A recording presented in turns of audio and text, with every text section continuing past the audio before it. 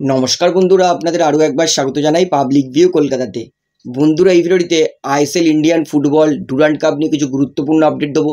যেমন ডার্বির আগে কী খোঁচা মারল ইস্টবেঙ্গল দলকে মোহনবাগানের দেবাশিস দত্ত, তার পাশাপাশি লিস্টন কোলাসোকে যেটা পিছন দিয়ে ট্যাকেল করা হয়েছিল সেটা বক্সের ভিতরে ছিল না বাইরে ছিল, পেনাল্টি ছিল কি ছিল না সেটা বলবো। এইবারে যে ডার্বিটা হবে আমি কেন বলছি এটা দ্য বেস্ট, এবং ডুরান্ড কাপে গোল্ডেন বুট কে জিতছে আপাতত সমস্তটাই আপনাদের জানাবো। তাই বন্ধুরা বলতে পারি ভিডিওটা গুরুত্বপূর্ণ হবে, শেষ পর্যন্ত দেখবেন। এবং যারা চ্যানেল নতুন আছেন সকলকে একটাই অনুরোধ করে রাখবো, যেহেতু এখানে আপনারা খেলার সমস্ত রকম আপডেটস পেয়ে যাবেন, তারা অবশ্যই পাবলিক ভিউ কলকাতা চ্যানেলটিকে সাবস্ক্রাইব করে বেল আইকন প্রেস করে অল করে রাখবেন। তাহলে বন্ধুরা সবার প্রথমে আপনাদেরকে বলি, লিস্টন কোলাসোকে যেটা পিছন দিক দিয়ে ট্যাকেল করা হয়েছিল সেটা বক্সের ভিতরে ছিল না বাইরে ছিল, সেটা পেনাল্টি ছিল কিনা। তো এই ফুটেজটা দেখলে পরিষ্কার বোঝা যাবে, যখন ডায়মন্ড হারবার এফসির ডিফেন্ডার নরেশ লিস্টন কোলাসোকে পুশটা করেছিল তখন কিন্তু সেটা জাস্ট বক্সের ভেতরে ছিল, অর্থাৎ নরেশ তার পুশের টাইমিংটাই ছিল তখন লিস্টনের কিন্তু পুরো বডি বক্সের ভেতরেই ছিল। অর্থাৎ এই ফুটেজটা অনুযায়ী কিন্তু আমি মনে করি রেফারি যেটা পেনাল্টির সিদ্ধান্ত দিয়েছে ডায়মন্ড হারবার এফসির বিরুদ্ধে আর মোহনবাগানের ফেভারে, সেটা আমার জন্য জেনুইন পেনাল্টি ছিল। এবং সেটা রেড কার্ড ছিল কিনা সেই বিষয়ে আসি। অবশ্যই যেহেতু লিস্টনের সামনে একমাত্র গোলকিপার আর গোলপোস্ট ছিল, তাই জন্য কিন্তু লাস্ট ম্যান যখন পিছন দিক থেকে ধাক্কা মারে বা ইনলিগালিভাবে আটকায় তখন কিন্তু রেফারি সেটা চাইলে রেড কার্ড দিতে পারে। তবে আমরা কিন্তু দেখেছি ইন্ডিয়ান ফুটবলে অনেক সময় এরকম ইনসিডেন্টে কিন্তু অনেক সময় রেফারি ইয়েলো কার্ডও দিয়েছে, রেড কার্ডও দিয়েছে। তো এটা রেফারির সিদ্ধান্ত ছিল যেটা রেড কার্ড ছিল কি ছিল না। তবে ফিফার নিয়ম অনুযায়ী যেহেতু লাস্ট ম্যান ছিল, তার সামনে শুধুমাত্র গোলকিপার ছিল, তাই এটা কিন্তু রেড কার্ড ছিল। তাই আমি মনে করি রেফারি সঠিক সিদ্ধান্তই দিয়েছে। এই বিষয়ে আপনার বক্তব্যটা কি, এবং যারা মনে করছে এটা পেনাল্টি ছিল না এই ভিডিওটা শেয়ার করে কিন্তু সবাইকে জানাবেন। এবং অবশ্যই আপনার মতামত কি এই বিষয়ে, যে পেনাল্টি আর রেড কার্ড ছিল কিনা সেটাও আমাকে কমেন্টে জানাবেন। তাহলে বন্ধুরা এইবারে বলি, ডার্বি হওয়ার আগেই ইস্টবেঙ্গল দলকে খোঁচা দিল দেবাশিস দত্ত।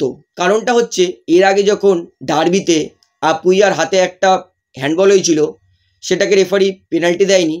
তারপরে কিন্তু ইস্টবেঙ্গলের শীর্ষকর্তা দেবব্রত সরকার ওরফে নিতুদা তিনি কিন্তু বলেছিলেন যে হয়তো আমরা রেফারি কিনিনি, রেফারি ম্যানেজ করিনি, অন্যান্য দল রেফারি ম্যানেজ করেছে বলেই তারা হয়তো এত ভালো সাফল্য পাচ্ছে, সামনের সিজন থেকে হয়তো আমাদের প্লেয়ারের সঙ্গে রেফারিকেও কিনতে হবে।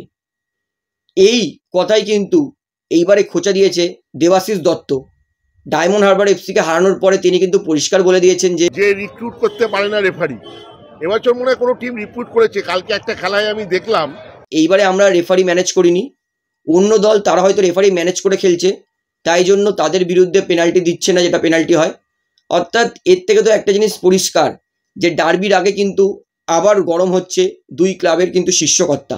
তাহলে বন্ধুরা এইবারে বলি, আমি কেন বলছি এইবারের ডার্বিটা কিন্তু দ্য বেস্ট হতে চলেছে। আমরা যদি বিগত 7-8 সিজন ধরি, লাস্ট 7-8 বছর ধরি, এইবারের ডার্বিটাকেই আমি সব থেকে হাড্ডাহাড্ডি কঠিন ডার্বি বলবো। কারণ যদি লাস্ট 5 সিজন ধরি, কলকাতা ডার্বিতে মোহনবাগান প্রায় রাজত্ব করে বেরিয়েছে, কারণ ধারে বারে কিন্তু মোহনবাগানের দল অনেক মজবুত ছিল। কিন্তু এইবারে আর সেটাকেও বলতে পারবে না, কারণ যদি ধারে বারে বলে পারফরমেন্সে বলে, ইস্টবেঙ্গল দলও এই সিজনে বিভৎস ভালো মজবুত দল গঠন করেছে। অপোজিটে মোহনবাগান তারা তো অলরেডি মজবুত দল নিয়ে লাস্ট সিজনও খেলেছে। অর্থাৎ আমি এইবারের ডার্বিটাকে বেস্ট বলছি, কারণ এইবারে কিন্তু স্ট্রং ইস্টবেঙ্গল ভার্সেস স্ট্রং মোহনবাগানের হবে, যেখানে দুই দলেরই মাঝমাঠ ভালো, ডিফেন্স ভালো, ফরওয়ার্ড ভালো, উইং ভালো, গোলকিপার ভালো। অর্থাৎ এইবারে কিন্তু কেউ স্পষ্ট বলতে পারবে না যে এই ডার্বিতে মোহনবাগান জিতবে না ইস্টবেঙ্গল জিতবে। অনেস্টলি বলছি এইবারের ডার্বিটা কিন্তু 50-50 হবে, কারণ এইবারে কিন্তু ইস্টবেঙ্গল তারাও দুটোর মধ্যে দুটো দুর্দান্ত পারফরমেন্স করে জিতেছে, বলবো প্রায় রাজত্ব করে জিতেছে। এবং ডুরান্ড কাপে মোহনবাগান কিন্তু 3টে ম্যাচের মধ্যে 3টেতে মোহনবাগানও রাজত্ব করে জিতেছে। অর্থাৎ 17ই আগস্ট সামনের রবিবার দিন, মানে এই রবিবার তার পরের রবিবার দিন আমরা যেই ম্যাচটা দেখতে চলেছি ডার্বির, সেটা কিন্তু আমি মনে করি বিগত 7-8 সিজনের দ্য বেস্ট ডার্বি হবে, সব থেকে শক্তিশালী ডার্বি হবে, এতে এক ফোঁটাও সন্দেহ নেই। এই বিষয়ে আপনার বক্তব্যটা কি সেটা আমাকে অবশ্যই কমেন্টে জানাবেন। তাহলে বন্ধুরা এবারে আপনাদেরকে লাস্ট আপডেট দিয়ে, এটা হচ্ছে কেউ বলবে কিছু মাস আগেই গোল মিস করার জন্য যেই লিস্টন সমর্থকদের কাছে এত গালাগাল খেয়েছিল, এত অপমান সহ্য করেছিল, সেই লিস্টন বর্তমানে তিনি ডুরান্ড কাপের গোল্ডেন বুট জেতার দৌড়ে 1 নম্বরে আছে। লিস্টন তিনি 3 ম্যাচে 5 গোল তার, অর্থাৎ এইবারে কিন্তু ডুরান্ড কাপে গোল্ডেন বুট লিস্টন কোলাসো জিততে পারে। যদি লিস্টন যেরকম তিনি গোল মেরে আসছেন, বিএসএফ এর বিরুদ্ধে 2টো করেছে, মোহামেডানের বিরুদ্ধে 2টো গোল করেছে, ডায়মন্ড হারবার এফসির বিরুদ্ধেও কিন্তু 1টা গোল করেছে, অর্থাৎ ভালো গোল ছন্দে আছে লিস্টন। কিছু মাস আগেই এই লিস্টন গোল মিস করার জন্য অনেক গালাগাল খেয়েছে, কিন্তু লিস্টন তিনি যে নিজের এই ফিনিশিংয়ের ওপর কাজ করেছে অনেক, এই বর্তমানে লিস্টনের কিন্তু খেলা দেখে বোঝাই যাচ্ছে যে লিস্টন একাধিক গোল মিস করতো, সেই লিস্টন কিন্তু বর্তমানে গোল করছে মোহনবাগানের জন্য, এবং সেটা কিন্তু রেগুলার ম্যাচেই। অর্থাৎ আপাতত কিন্তু গোল্ডেন বুটের রেসে কিন্তু 1 নম্বরে লিস্টন কোলাসো আছে, এবং অবশ্যই 2 নম্বরে আলাদিন আজারিয়া, ক্লেটন সিলভাও আছে। তবে আমি চাইবো যে একটা ভারতীয় প্লেয়ার গোল্ডেন বুট জিতুক, সেটা লিস্টন কোলাসো হোক অথবা অন্য কেউ, কিন্তু ভারতীয় প্লেয়ার যাতে গোল্ডেন বুটটা জেতে। তো আশা করি গোল্ডেন বুটে কে 1 নম্বরে আছে সেটাও আপনাদেরকে জানিয়ে দিলাম।